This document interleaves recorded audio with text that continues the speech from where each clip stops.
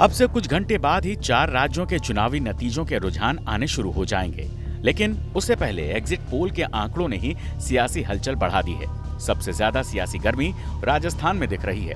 अशोक गहलोत और वसुंधरा राजे दोनों ही राज्यपाल से मिलने गए, हालांकि दोनों ने इसे शिष्टाचार भेंट बताया। एग्जिट पोल के आंकड़े ने कंफ्यूजन वाली स्थिति पैदा कर दी है। कुछ एग्जिट पोल में राजस्थान में बीजेपी की सरकार बनती दिख रही है, वहीं कुछ एग्जिट पोल कांग्रेस की उम्मीदें जगा रहे हैं। कुल मिलाकर बिल्कुल कांटे की टक्कर दिख रही है। राजस्थान में हर 5 साल में सरकार बदलने का रिवाज है। इस लिहाज से भी बारी बीजेपी की है। राज्य के पिछले 20 साल के चुनावी ट्रेंड भी इसी ओर इशारा कर रहे हैं। इन सालों में जब जब वोट प्रतिशत बढ़ा, तब तब बीजेपी की सरकार आई है।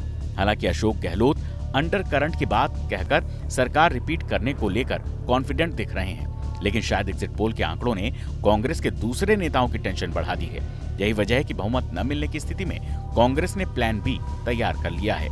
गहलोत सरकार के फायर ब्रांड नेता खुलकर इस बात को स्वीकार कर रहे हैं। 90 से 100 के बीच में आंकड़ा आता है तो बीजेपी और कांग्रेस दोनों को, निर्दलीयों को, बाकी पार्टियों को सम्मान देना ही पड़ेगा।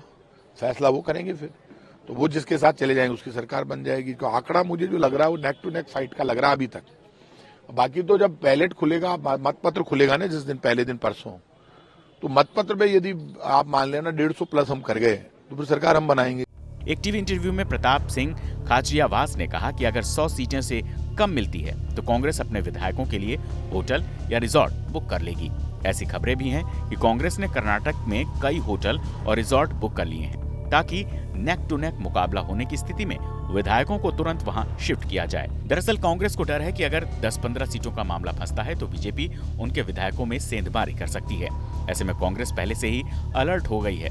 विधायकों को संभालने का जिम्मा कांग्रेस के डिप्टी सीएम, कर्नाटक के डिप्टी सीएम और पार्टी के पुराने संकट मोचन डी.के. शिवकुमार को दिया गया है। अगर बीजेपी और कांग्रेस के बीच मामला फंसा तो फिर छोटी पार्टियों और निर्दलियों पर नजर होना स्वाभाविक है। खबर ऐसी भी है कि दोनों ही पार्टियों ने छोटे दलों और निर्दलियों से बातचीत शुरू कर दी है। बीजेपी ने इसका जिम्मा वसुंधरा राजे को तो कांग्रेस ने अशोक गहलोत को सौंपा है।